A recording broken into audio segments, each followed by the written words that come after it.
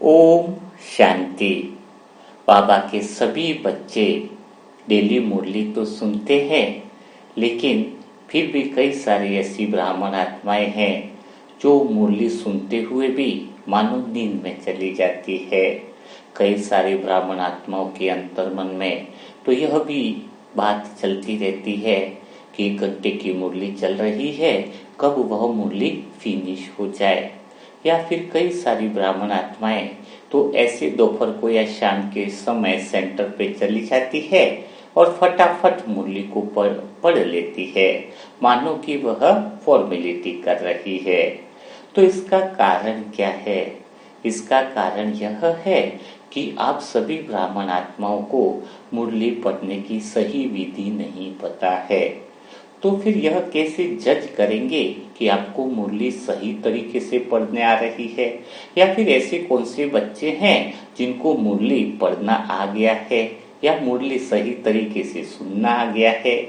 तो वो सारी ब्राह्मण आत्माएं जिनके वर्तमान में चल रही समस्याओं से मुक्ति का मार्ग मिल गया हो, जो आत्माएं समस्या मुक्त हो गई हो, समाधान स्वरूप बन गई हो, तो समझ लेना कि उन्होंने मुरली को सही तरीके से पढ़ने की विधि को समझ लिया है।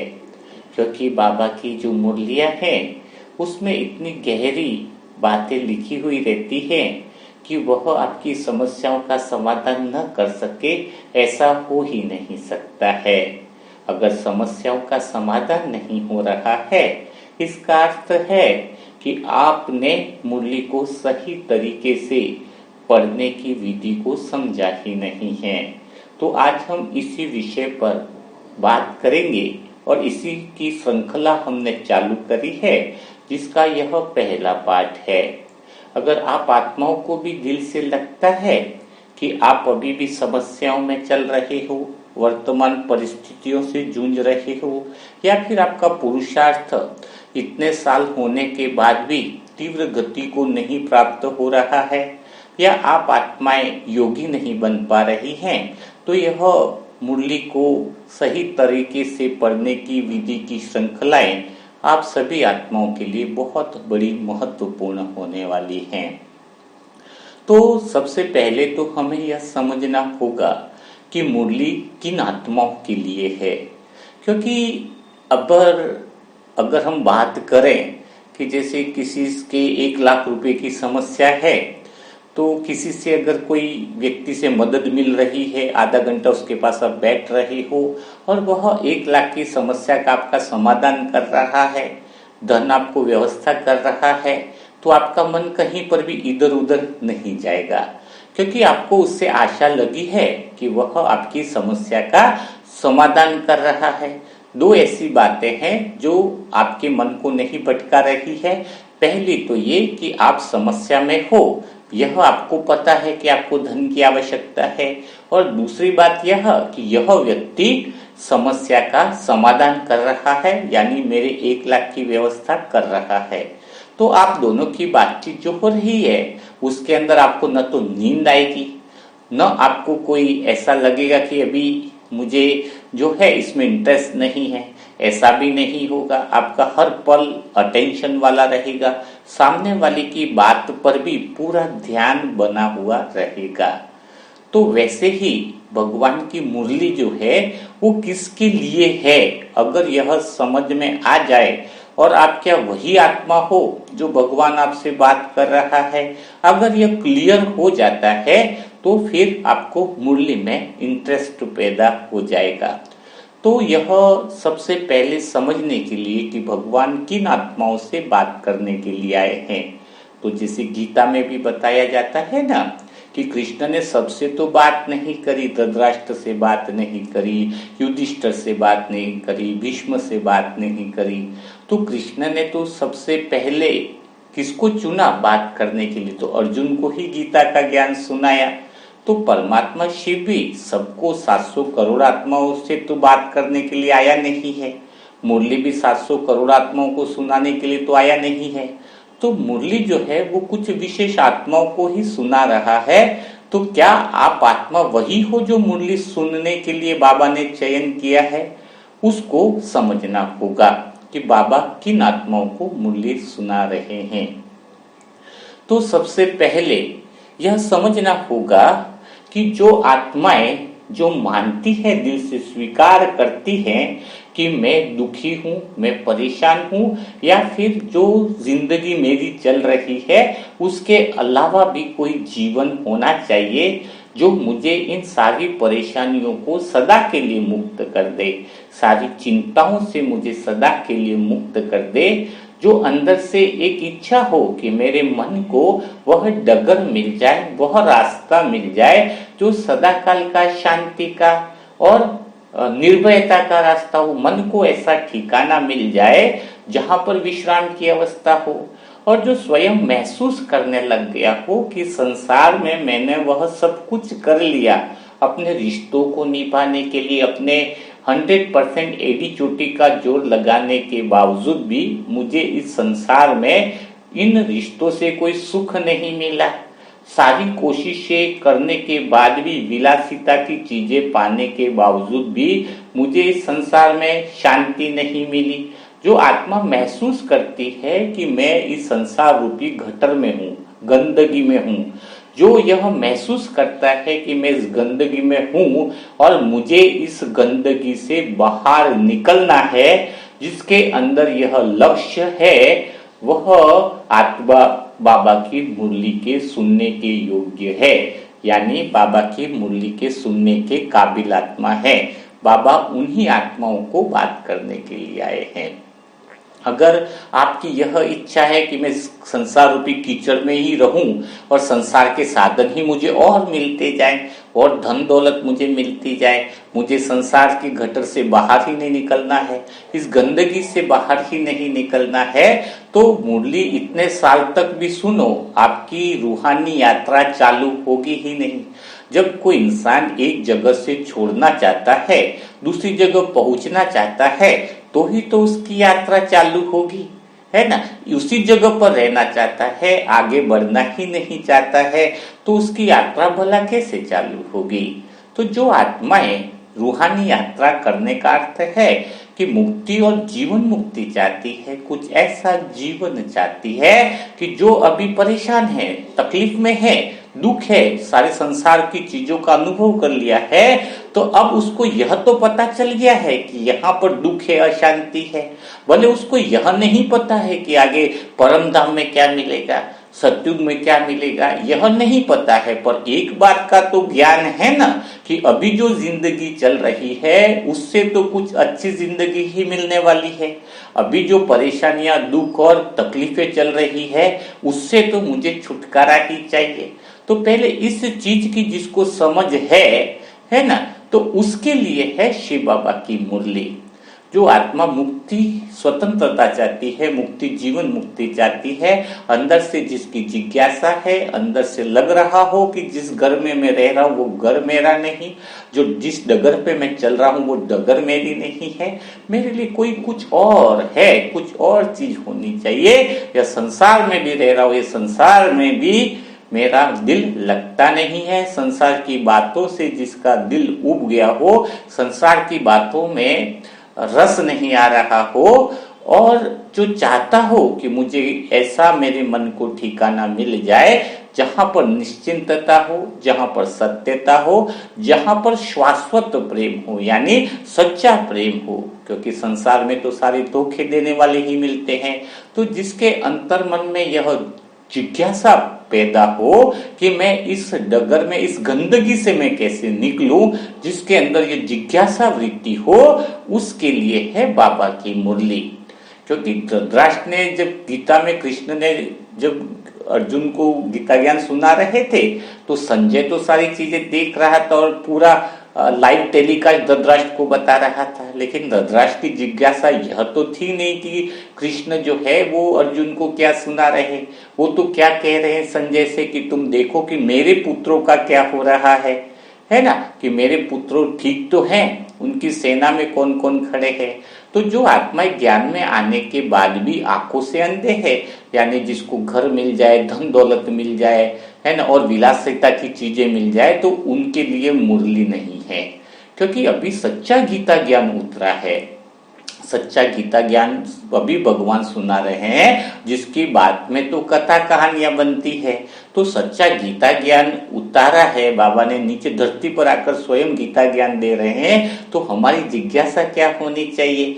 मेरे पुत्रों, मेरे भाइयों, मेरी बीवी का क्या हुआ, यह बातें चलनी चाहिए, या फिर यह जिज्ञासा होनी चाहिए कि मेरी सारी समस्याओं का जो मूल है, सारे दुखों का जो मूल है, वही समाप्त हो जाए।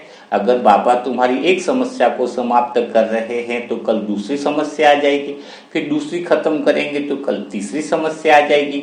तो बाबा यहाँ पर आपको वह ज्ञान देने के लिए आए हैं जो सारी समस्याओं से आपको मुक्ति मिल जाएगी, सारी दुख, सारी परेशानियों से मुक्त कराने के लिए आए हैं। एक एक समस्याओं से मुक्त कराने के लिए नहीं आए। तो सारी समस्याओं का जो मूल कारण है उसके बारे में बाबा बताने के लिए आए हैं। और जो आत्मा चाहती है कि सदा काल के लिए दुख के बंधनों से निकल जाए, सदा काल की अशांति से मुक्त हो जाए, तो उस आत्मा के लिए यह मुरली बहुत ही महत्वपूर्ण है, बहुत ही आनंद वाली है। दूसरी बात कि मुरली किसके लिए है, पहले हम बात यही कर रहे हैं कि मुरली किसके लिए है, तो फिर आपको आगे बताया जाएगा कि आपकी समस्याओं का समाधान मुरली से कैसे होता है। यह सारी बातें आपको क्लियर होती जाएंगी, लेकिन पहले आपको चयन करना होगा कि आप क्या उस कैटेगरी में आते हो या नहीं आते हो। तो दूसरा है पॉइंट कि मुरली किसके लिए है। तो जो ब्राह्मण आत्मा यह समझती है कि बाबा की मुरली तो सिर्फ सतयुग में ले जाने के लिए है, बाबा की मुरली तो भविष्य का ही प्रारब्ध बनाने के लिए है, बाबा की मुरली तो अगले 21 जन्म को सुख करने के लिए है, तो वह आत्मा मुरली को ढंग से सुन ही नहीं पाएगी, समझ भी नहीं पाएंगी। सुनना तो दूर है, समझना भी मुश्किल हो जाएगा। सुन भी लेंगे तो समझ में नहीं आएगी, क्योंकि यह बहुत बड़ी गलतफहमी है। मुरली के अंदर सबसे महत्वपूर्ण बात जिस पर फोकस करते हैं बाबा, वह यह है कि तुम्हारे वर्तमान जीवन में जो समस्याएं चल रही हैं, आज इस पल में, चाहे शरीर की समस्या है, चाहे रिश्ते की समस्या है, चाहे धन की समस्या है, चाहे कोई सा भी विघ्न है आपको, तो उन सारे विघ्नों का एक साथ सामूहिक समाधान आपको मिल जाता है, जो आपको महसूस होगा कि यह समस्याएं तो मेरी खत्म होती जा रही है, एक साथ खत्म होती जा रही है। और भविष्य का जो सतयुग का सुख मिलना, वो तो एडवांस बेनिफिट है, एक्स्ट्रा बेनिफिट है, उसकी तो बात बाबा भी कर ही नहीं रहे। आपको उसकी बात करनी ही नहीं है, आपको तो जमीनी तल पर सुनना है कि आज मेरी जो समस्या है, विघ्न है, उसके लिए बाबा मुझे क्या समाधान दे रहे हैं। जब इस दृष्टि से मुरली सुनते हो कि मेरी मुरली इस समय के लिए सार्थक है, इस पल के लिए सार्थक है, आज इस समय मुझे वह मुरली को इस तरीके से सुनना होगा जिससे मेरी समस्याएं, मेरी विघ्न जो हैं, वो सारे क्या हो जाए, समाप्त हो जाए। तो आपका दृष्टिकोण यह होना चाहिए, सत्युग के सुख वो सब बात की बातें हैं, मूल्य इस हिसाब से सुनना है कि आज जो आपको विघ्न लग रहे हैं पूरी दिनचर्या में, जो तुम्हारा इस पल को दुख है, क्योंकि बाबा क्या कहते हैं, जो अभी इस समय जीवन मुक्त स्थिति में नहीं जी सकता है, वो सत्युग में भी नहीं जी सकता है। अभी संस्कार तो अभी डालने हैं ना कि जीवन में रहते हुए भी कोई दुख का अनुभव न हो, जीवन में रहते ही हुए भी सारे सुखों का अनुभव हो, जीवन में रहते हुए भी आप केंद्र बिंदु यानी आपका मन अकंप रहे, बाहर भूकंप आए लेकिन आपका मन स्थिर रहे, आपका मन शांत रहे। तो ऐसी स्थिति और ऐसा जीवन अभी ही आपका बन सकता है, और अभी नहीं बना तो फिर भविष्य में तो आप ऐसे रह ही नहीं सकते, अभी ही वो संस्कार तुम्हारे अंदर नहीं आएंगे। तो बाबा आपको मुरली इसीलिए सुनाने आया है, ऐसी अवस्था बनाने के लिए, जीवन मुक्त स्थिति इसी पल बनाने के लिए आया है। तो इस दृष्टि से आपको जो है वह आपको मुरली सुननी है। तो आपकी प्रेजेंट काल में जो समस्याएं चल रही है, सही चुनाव नहीं कर पा रहे हो, सही पुरुषार्थ में नहीं बढ़ पा रहे हो, वो सारा डायरेक्शन आपको मुरली से मिल जाता है। ठीक है, आपको समझ में आ रहा है। पहले यह बात की जा रही है कि मुरली सुनने कैसे है, फिर हम बात करेंगे उसकी आगे की श्रृंखलाओं में धीरे धीरे कि मुरली से प्रैक्टिकल में समस्याओं का समाधान कैसे होता है, वह बातें भी आपकी जो है वो आगे की कड़ियों में आपको समझ में आती जाएगी। आज हम सिर्फ बात कर रहे हैं कि मुरली के लिए आप उपयुक्त हो या नहीं।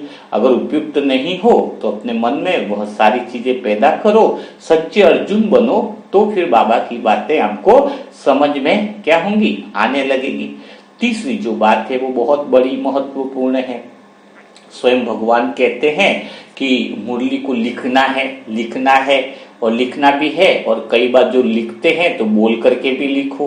तो बाबा मुरली को लिखने के लिए क्यों बोलते हैं, इसको भी बहुत अच्छे से समझना होगा। कई सारी ब्राह्मण आत्माएं अपने अहंकार के कारण डायरी पेन ही नहीं रखती है, मुरली को लिखते ही नहीं है। जब दादियों ने मुरली को लिखा, हर एक दादियों के पास मुरली थी। रमेश भाई जी तो लास्ट में अव्यक्त मुरलिया, वो बाबा की जो अवतरण होता था तो उसमें भी मैंने बहुत करीब से देखा, वहां पर भी डायरी लेकर के आ जाते थे, है ना। तो कहने का भाव है कि बाबा ने जब ये बात बोली और सभी निमित्त आत्माओं ने भी फॉलो किया, तो लिखने में बहुत बड़ा राज होगा। तो राज कौन सा है लिखने पर? लिखने का मतलब पहला जो फायदा जो है वह यह समझना होगा कि जैसे साइकिल एक बार आपने सीख ली तो साइकिल भूलते नहीं हो, वो हमेशा के लिए आपको मेमोरी में आ जाता है ना। तो कोई स्कूटर सीखा, गाड़ियां सीखी, तैरना सीख लिया, तो तैरना भी आप 5 साल बाद बोलोगे तो भी आप तैर लोगे। और इसका रीजन क्या है? क्योंकि वह हमारी मसल्स मेमोरी में आ जाता है। एक तो होती है आत्मा की मेमोरी, इसको हम और अच्छे से समझेंगे, खाली आपको बेसिक बता रहे हैं कि मुरली में इंटरेस्ट कैसे पैदा हो। तो लिखने से क्या होगा? लिखने से भी वह शब्द जो है वह आपके माइंड में भी जाएंगे, अंदर के जब आप लिखोगे तो मन में तो दोहराओगे से ना उन शब्दों को। ऐसा तो नहीं है कि बिना मन में दोहराए वो शब्द लिखे जा सकते हैं। तो पूरी शरीर की मसल्स मेमोरी में वह शब्द, ज्ञान सिर्फ मन तक या मानसिक नहीं रहेगा, पूरे ब्लड के कोने कोने में वह बस जाएगा। मसल्स मेमोरी का अर्थ है कि किसी व्यक्ति की अगर याददाश्त चली जाए तो भी उसको ग्लास में पानी देंगे तो ग्लास वो हाथ ही आगे बढ़ाएगा, तो वह उसको कैसे याद रहेगा? खाना मुंह से खाएगा, ऐसा तो नहीं कि कान में डालने लग जाएगा। वो सब चीजें उसको याद क्यों है? क्योंकि वह सारी उसकी मसल्स मेमोरी में चली गई है, जो उसकी यादें जा ही नहीं सकती है। तो अब समझने वाली बात यह है कि जब आप लिखते हो तो कई लोग कहते हैं मुरली हमें याद नहीं रहती या मुरली अंदर नहीं जाती है।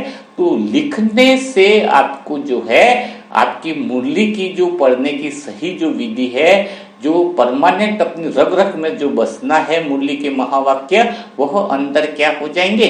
बसने लग जाएंगे, है ना। तो तीसरी चीज जो मुरली पढ़ने की विधि के अंदर है कि आपको जो है वो लिखना है, पॉइंट को लिखना है, रिवाइज भी करना है, और जितना लिखोगे उतना ही तुम मुरली के गहराई में जा सकोगे। तो यह जो कुछ बातें बताई गई है कि मुरली पढ़ने की जो सही विधि क्या है, उसको बहुत अच्छे से आपको समझना होगा। अब बातें आती है कि चलो भाई आपको ये तो समझ में आ गया कि स्वयं मुश्किल में है, परेशानी में है, तकलीफ में है, इससे बाहर निकलना चाहते हो इसलिए मुरली सुननी है। अब मुरली से वह जवाब कैसे लेंगे? मुरली वह सारे उन प्रश्नों का आपको उत्तर कैसे देती है, उसकी हम बात जो है वो मुरली पढ़ने की सही विधि के सेकंड पार्ट में बात करेंगे।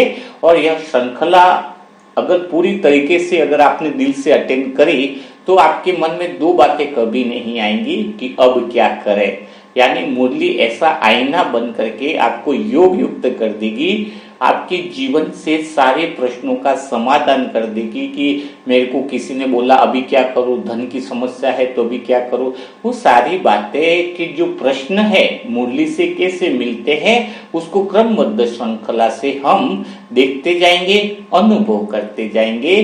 तो कल फिर हम मुलाकात करेंगे मुरली को सही तरीके से पढ़ने की विधि के दूसरे पार्ट में। आज का लेसन आपको कैसा लगा? कमेंट बॉक्स में जरूर लिखिएगा कि आपको क्या अनुभव हुआ, क्या कुछ नई बातें आपको समझ में आई, क्या आप अर्जुन बने हो ताकि आप मुरली को अच्छे से सुन पाओ, समझ पाओ? क्योंकि आज के पूरे दिन में आपको इसी का मनन चिंतन करना है, सच्चा सच्चा अर्जुन बनना है, ताकि कल का जो एपिसोड रहेगा मुरली सुनने की सही विधि के दूसरे पार्ट का, वह आपको बहुत इंटरेस्टिंग लगेगा, बहुत रोमांचकारी यानी अद्भुत और विचित्र अनुभव होने लगेंगे। समस्याएं आपके जीवन से सदा काल के लिए समाप्त होने लगेगी। तो कल फिर हम मुलाकात करेंगे ऐसे ही मुरली मंथन और इसी की नई श्रृंखला के साथ साथ। तब तक के लिए सभी भाई बहनों को ओम शांति। और जो भी अपना पुरुषार्थ तीव्र गति से बढ़ाना चाहते हैं, तो तीव्र गति से पुरुषार्थ बढ़ाने के टास्क जो है वह आपको व्हाट्सएप ग्रुप पर दिए जाते हैं। तो व्हाट्सएप ग्रुप है आपका, जुड़ने के लिए 7202921969, इस पर ओम शांति लिखे, नेम लिखे और सेंटर का एड्रेस लिखे। अगर आप इस ग्रुप से जुड़ जाते हो तो आपकी पुरुषार्थ जो है वो बहुत ही तेज गति से बढ़ता चालू हो जाएगा। तो कल फिर हम मुलाकात करेंगे ऐसे ही सेशन के साथ। तब तक के लिए आप सभी ब्राह्मण आत्माओं को ओम शांति, ओम शांति, ओम शांति।